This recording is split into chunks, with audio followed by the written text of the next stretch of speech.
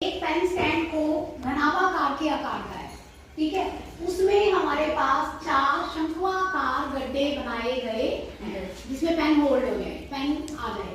तो जो लंबाई है शंक्वाकार, इसकी घनाभ की लंबाई 15, चौड़ाई कितनी है 10 और ऊंचाई 3.5 सेंटीमीटर। और जो शंक्वाकार गड्ढे हैं, जो आपने यहाँ गड्ढे बना रखे हैं, उसकी त्रिज्या तो कितनी है 0.5 और ऊंचाई कितनी है 1.4 सेंटीमीटर। तो आपने पहले घनाभाकार कलमदान का आयतन निकाला, तो क्या होगा? घनाभ का आयतन क्या होता है? लंबाई गुना चौड़ाई गुना ऊंचाई, L गुना B गुना H। 15 गुना 10 गुना 3.5, पॉइंट हटाया 10 आ गया, 10 से 10 कट गया, 15 और 35 की गुणा कर दी, आ गया 525 घन सेंटीमीटर। अब आप एक शंक्वाकार भाग का आयतन निकालिए, यानी कि एक शंकु का है। शंकु का आयतन क्या होता है? 1/3 पाई r स्क्वायर h। जो शंकु की त्रिज्या है वो दे रखी है आधा सेंटीमीटर और ऊंचाई है 1.4 सेंटीमीटर। दोनों का प्रयोग कर लिया। 1/3 पाई का मान रख लो 22/7, r है 1/2, 1/2 का वर्ग गुना h है 14। तो इसको हमने सिंप्लीफाई किया, 1/3 गुना 22 गुना 1/4 गुना 0.2। 7 से मैंने इसको काट लिया था, 1.4 का 0.2 आ गया। ये एक भाग का आयतन है। ऐसे कितने गड्ढे हैं, कितने होल बना रखे हैं? 4। तो 4 शंक्वाकार भाग का आयतन 4 से गुणा करें। 4 से गुणा करने के बाद ये 4 से 4 कट गया, ये बन गया 22 को 0.2 से गुणा किया 4.4 बटा 3, बाकी अब 1.46 घन सेंटीमीटर। हमें कहा गया कि उस कलमदान को बनाने में जो लकड़ी यूज हुई है उसका आयतन ज्ञात करना है। तो कलमदान में प्रयुक्त लकड़ी का आयतन जो आपने पहले घनाभाकार भाग का निकाल लिया, उसमें से 4 शंक्वाकार गड्ढों का आयतन घटा दो। 525 में से क्या घटा दिया? 1.46। तो घटाने के बाद आ गया हमारे पास 523.54 घन सेंटीमीटर। ये माइनस कर दिया है। ये हमारे पास क्वेश्चन नंबर 5 एक्सरसाइज 12.2। देखिए इसमें आपको क्या करना है, ये आपके पास एक शंकु है। शंकु की त्रिज्या कितनी है? 5 सेंटीमीटर और ऊंचाई कितनी है? 8 सेंटीमीटर।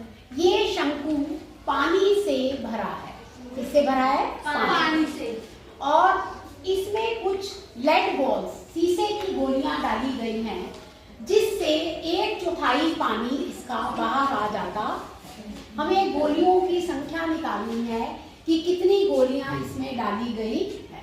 सबसे पहले हम क्या करेंगे, शंकु की त्रिज्या क्या दे रखी है? 5 सेंटीमीटर।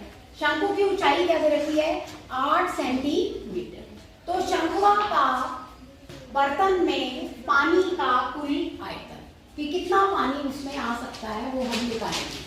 क्या होता है शंकु के आयतन का सूत्र? 1/3 पाई r स्क्वायर h। तो 1/3 पाई गुना r की जगह रख दिया 5 और h रख दिया 8। 5 का वर्ग 25 और h कितनी है? 8।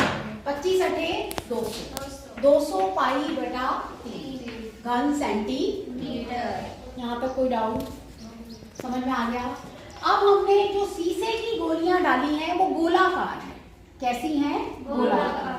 तो एक शीशे की गोली का आयतन हम निकालते हैं। गोलाकार गोली है और उसकी त्रिज्या दे रखी है 0.5 सेंटीमीटर, यानी कि आधा सेंटीमीटर। तो शीशे की गोली के आयतन का क्या सूत्र हो जाएगा? 4/3 पाई r1/3। क्योंकि मैंने यहाँ पहले त्रिज्या r ले ली थी, तो अब जो ये त्रिज्या है उसको मैंने क्या मान लिया? r1। तो 4/3 पाई और r1 कितना है? 1/2। 1/2 का घन, तो 4/3 पाई गुना 1/8। 4 एकम 4, 4 दूनी 8। तो एक गोली का आयतन आ गया π/6 घन सेंटीमीटर। अब आपको ये कहा गया है कि जब आप गोलियां डालते हैं तो 1/4 पानी बाहर आ जाता है, यानी कि शंकु के बर्तन में गोलियां डालने से कितना पानी बाहर आ रहा है? 1/4 कुल आयतन का।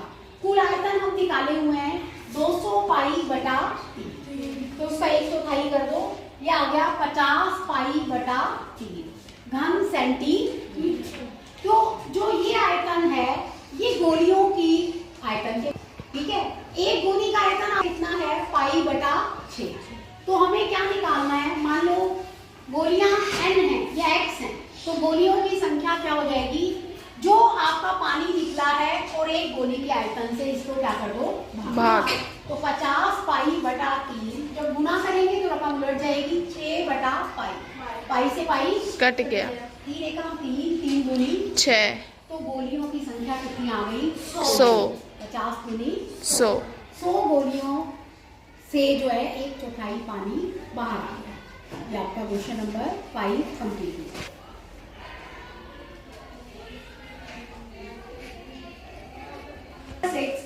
ऊंचाई 220 सेंटीमीटर ऊंचाई दे रखी है इसकी, और बेलन है ऊपर।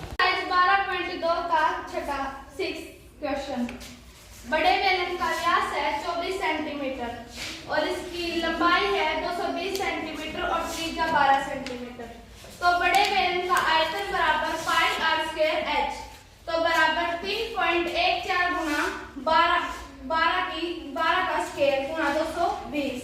तो पॉइंट निकालने के लिए इसके बटे में 10 100 आ जाएगा, तो इसीलिए इस 0 से ये 0 कट गई, तो 314 गुना 12 की 2 कितना आ जाएगा, 12 से 2 की गुना करेंगे तो 144 गुना 220, 0 से 0 कट गई, तो इसका आ गया 99,475.2 घन सेंटीमीटर।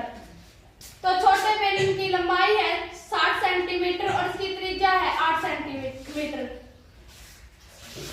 तो छोटे बेलन का आयतन बराबर पाई r1 स्क्वायर h1, तो 3.14 गुना 8 की 2 गुना 60।